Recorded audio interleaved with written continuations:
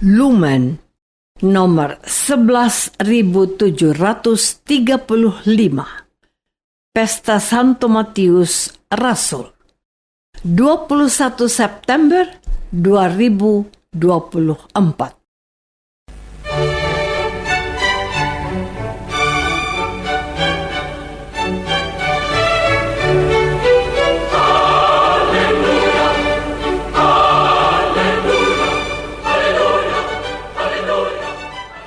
Saudara pendengar di segenap penjuru tanah air, selamat bergabung dengan Lumen Indonesia. Lumen Indonesia, siap melayani Anda setiap hari. Saudara terkasih, marilah kita bersatu dalam Tuhan kita Yesus Kristus yang tidak berubah dahulu, sekarang, dan selama-lamanya. Allah Sang Maha Rahim mengasihi dan menerima sebagaimana adanya kita. Allah Bapa kita di surga senantiasa bersedia menolong, menghibur, dan meneguhkan kita dalam menghadapi segala permasalahan hidup sehari-hari.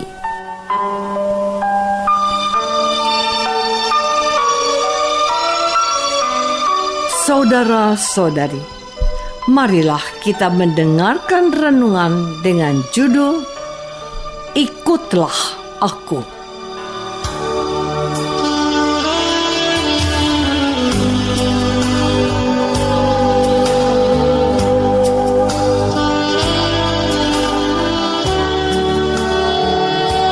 Yang berdasarkan pada Injil Matius bab 9 ayat 9.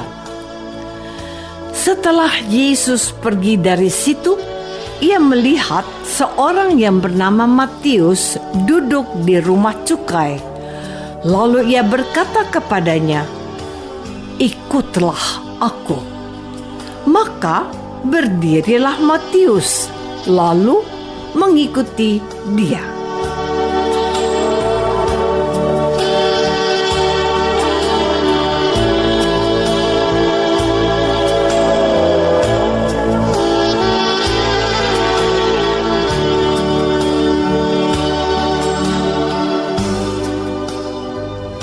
Dalam nama Bapa dan Putra dan Roh Kudus.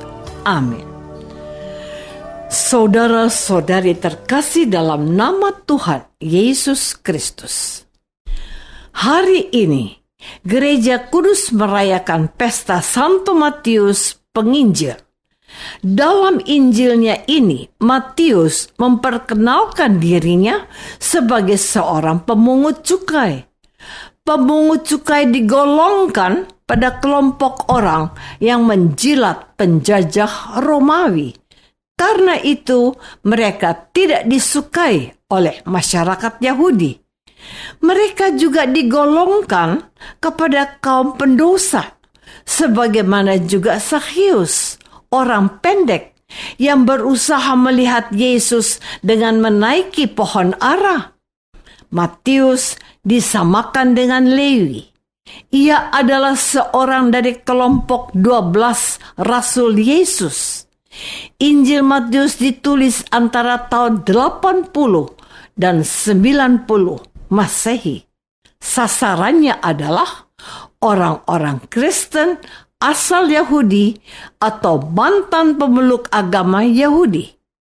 Jadi, tidaklah mengherankan kalau Matius seringkali menampilkan pengajaran Yesus yang mengupas tuntas hukum-hukum Taurat dan dilengkapi dengan perspektif baru Yesus seperti dapat kita jumpai dalam Injil Matius bab 5 sampai bab 7.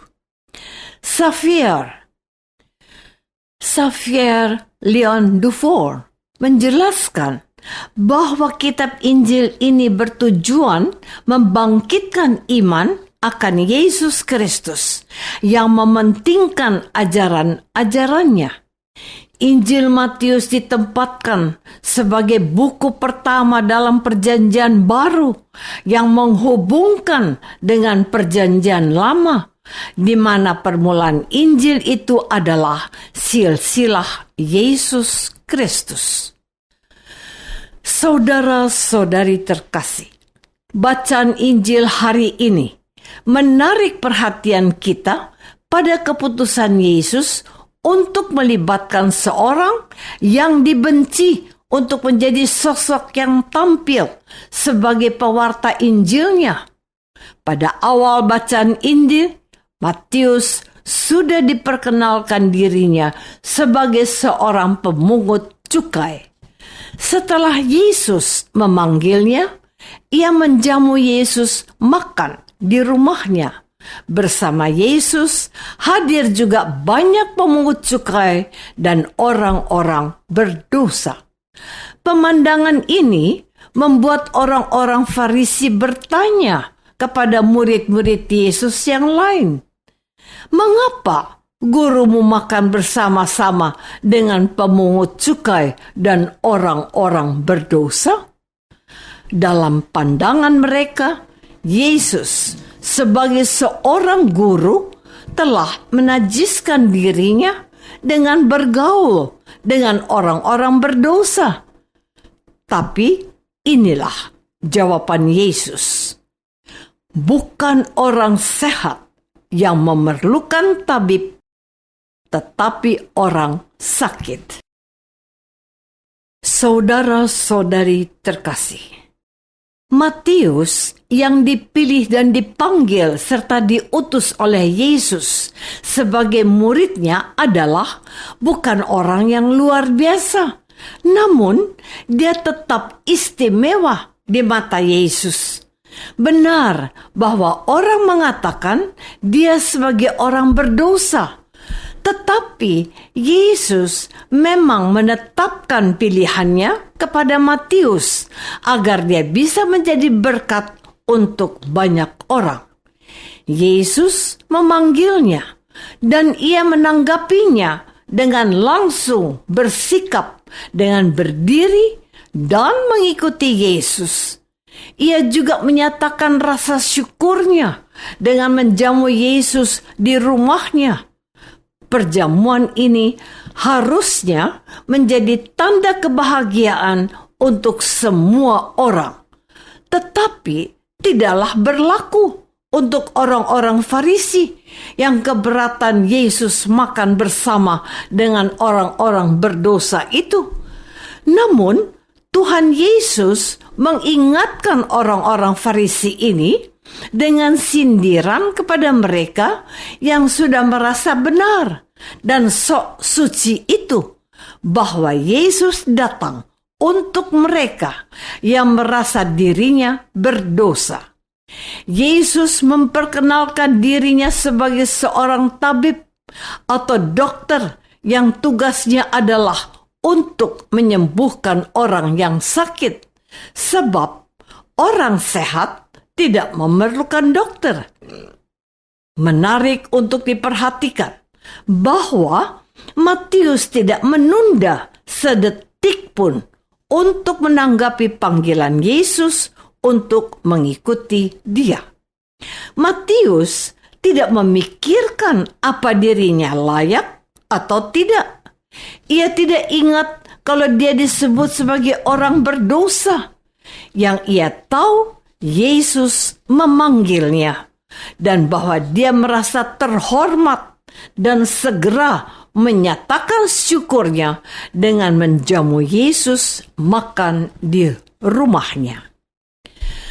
Saudara-saudari terkasih, apakah yang bisa kita petik dari perayaan Santo Matius Penginjil hari ini?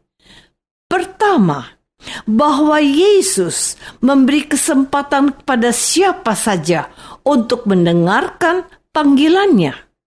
Yesus tidak hanya memilih orang-orang yang dianggap pandai, baik, dan mungkin sempurna. Yesus menetapkan seseorang untuk mengikuti dia karena mereka dianggap memiliki kesungguhan dan memiliki hati yang baik dan mau mendengarkan. Orang yang seperti Matius dibutuhkan dalam gereja, siap diutus ketika Allah menetapkannya sebagai alat di dalam tangannya. apakah engkau siap kuutus? Jawabannya, siap, komandan. Tidak perlu memikirkan apa-apa lagi. Tidak perlu merasa tidak layak, tidak sanggup, atau tidak masuk kualifikasi. Kedua, bahwa kita harus memiliki ketegasan yang dimiliki Matius untuk memutuskan mengikuti Yesus dengan sepenuh hati. Tidak perlu memikirkan apa kata orang, tetapi apa kata Yesus. Matius memilih untuk tidak menolak panggilan Yesus. Banyak orang yang dewasa ini justru menolak untuk dipilih, dipanggil, dan diutus menjadi pelayan-pelayan awam karena menganggap dirinya tidak pantas. Belajarlah dari Matius yang percaya bahwa Tuhan pasti mempunyai rencana indah dengan memanggil kita menjadi abdinya.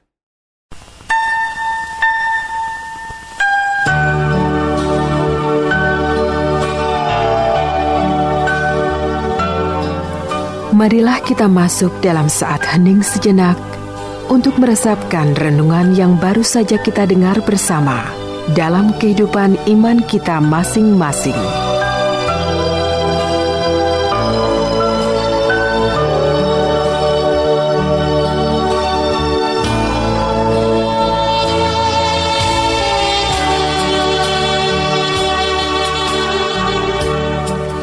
Apakah aku sudah siap dipilih, dipanggil, dan diutus Tuhan menjadi berkat baginya? Marilah kita berdoa. Bapa yang Maha Baik, terima kasih bahwa putramu Yesus berkenan memilih Santo Matius sebagai rasul yang dikehendakinya. Berilah kami hati yang baik, yang mau mendengarkan Yesus yang memanggil kami demi Kristus Tuhan kami. Amin. Semoga kita semua selalu dinaungi dan dibimbing oleh berkat Allah yang Maha Kuasa. Dalam nama Bapa dan Putra dan Roh Kudus. Amin.